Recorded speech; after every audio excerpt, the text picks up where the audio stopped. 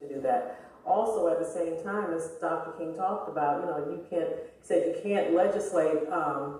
You can legislate a man not lynching you, but you can't legislate his heart. So while we're working on legislation, which we will continue to do, we also have to look at how can we lift up all of humanity. And to that end, that's how we came up actually 3 years ago with the Realize the Dream initiative, which is really about bringing us all together, particularly young people, building a movement, building community through service, so that they can have a part in creating and being a part of the world in which they're going to inherit.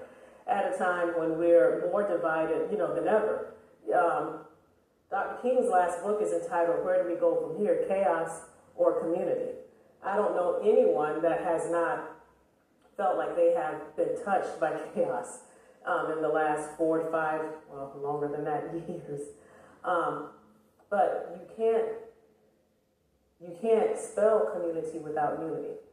What we're doing through creating Realize the Dream is truly building that path to the beloved community, a path in which all of us have a role and part to play. We are all, in a very real sense, heirs to the King legacy. So that's, for us coming together, pledging and fulfilling 100 million hours of service together by the 100th birthday of Martin Luther King Jr. That's one way that we can get involved. And one way, because I think, particularly on a day like today, this will be aired on the King holiday, we're looking at speeches and videos, and that's wonderful.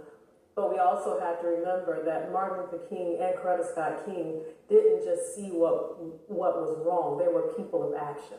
They did do something about it, and we have that same power within us.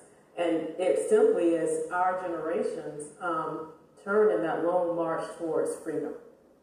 What